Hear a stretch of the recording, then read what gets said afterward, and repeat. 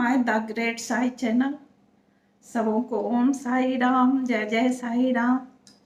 मेरे चैनल पे आप सबों का बहुत बहुत स्वागत है। आप लोग मेरे चैनल को विजिट कीजिए और धार्मिक लाभ उठाइए, क्योंकि ये चैनल जो है मेरा धार्मिक चैनल है। आप जितने भी वीडियो देखेंगे मेरे चैनल में सब धर्म से ही संबंधित देखने को मिलेंगे। यदि धर्म से संबंधित कोई भी चीज़ देखना है तो मेरे वीडियो को देखिए, सभी धार्मिक बातों की जानकारी आपको मिलेगी। यदि आप मेरे चैनल को सब्सक्राइब नहीं किए हैं तो जल्द से जल्द सब्सक्राइब कर लीजिए, और जो कर चुके हैं उन्हें बहुत बहुत धन्यवाद है। बाबा की कृपा उस पर हमेशा बरसती रहे। तो जिन लोगों ने सब्सक्राइब कर दिए हैं वो सिर्फ लाइक शेयर कमेंट करते रहें। आज मैं जितिया व्रत के बारे में कुछ कहने आई हूँ आप सबों से, तो इसलिए शुरू से अंत तक सभी लोग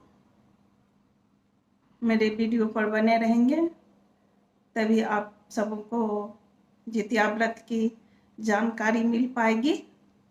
ठीक है, तो सब जितिया व्रत जो है, कोई जीवित पुत्रिका कहते हैं, कोई जितिया कहते हैं, कि कोई जितिया कहते हैं, तो भिन्न भिन्न नामों से बोला जाता है।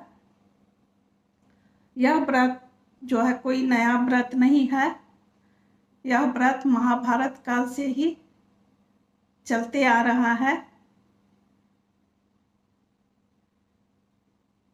तो जितिया व्रत जो है बहुत ही महान व्रत है, बहुत ही कठिन व्रत है। माताएं इस व्रत में अपने संतान के लिए अच्छे स्वास्थ्य और लंबी आयु की कामना करती है। इस व्रत में जितवाहन भगवान और महालक्ष्मी की पूजा की जाती है। साथ ही साथ चीलों और सियारों की भी पूजा होती है।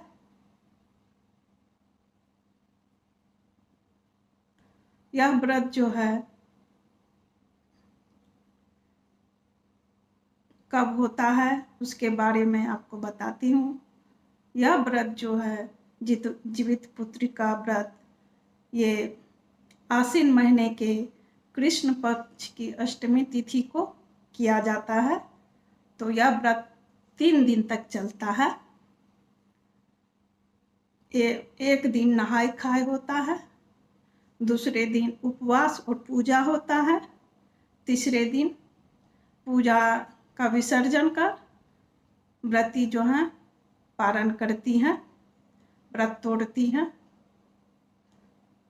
तो नहाय खाए के दिन व्रती जो है सवेरे किसी पवित्र नदी में स्नान करती हैं, या जहाँ उपलब्ध नहीं है नदियाँ तो वहाँ व्रती अपने घर में ही स्नान करती हैं, और भींगे कपड़े में ही खल्ली और तेल सिंदूर लेके जाती हैं नहाने, और नहा के भींगे कपड़े में ही जितवाहन और महालक्ष्मी को खल्ली तेल अर्पित करती हैं। महालक्ष्मी को देवी हैं तो उन्हें सिंदूर भी अर्पित करती हैं। साथ ही साथ चिल्हो सियारों को भी खल्ली तेल और सिंदूर अर्पित किया जाता है। सबके यहाँ सब तरह का होता है। जिनके यहाँ जिस तरह से पूजा होता है तो माताएं बहनें अपने घर में उसी तरह से पूजा करती हैं। नहाय खाए भी उसी तरह करती हैं। कोई झिंगनी के पत्ते पे खल्ली तेल अर्पण करती हैं, कोई केला के पत्ते पे करती हैं। जिनके यहाँ जैसा चलता है वैसा करती हैं। और दूसरे दिन उपवास करती हैं। 24 घंटे का उपवास रहता है। मैं बता ही चुकी हूँ जो बहुत ही कठिन व्रत है। इसमें अन्न जल कुछ भी ग्रहण नहीं किया जाता है। निराहार रह के पूजा करती हैं माँ महालक्ष्मी की, और जितवाहन भगवान की पूजा किया जाता है इसमें।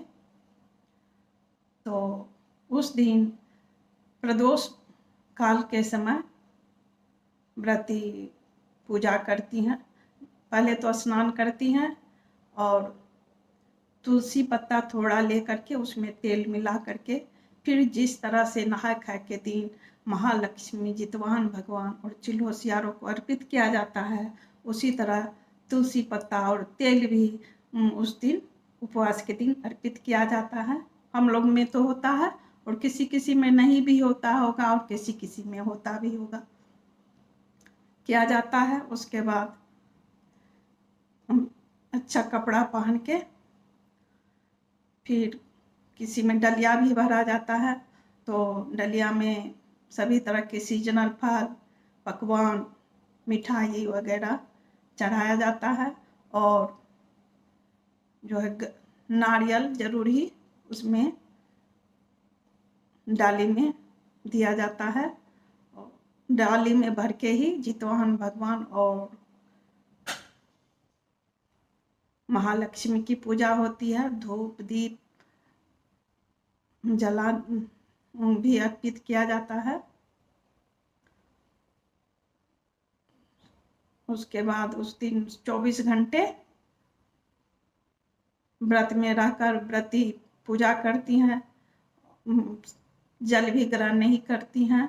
दूसरे दिन तीसरे दिन यानी उपवास के नेक्स्ट डे तीसरे दिन व्रती जब नवमी तिथि पड़ता है तो उस समय व्रती नहा करके पूजा का विसर्जन करती हैं, डलिया तोड़ती हैं, ब्राह्मण को जो भी दान करने का होता है दान करती हैं, पितर का भी पूजा करती हैं। उसके बाद जो है पारण करती हैं। इस तरह से जितिया का व्रत किया जाता है।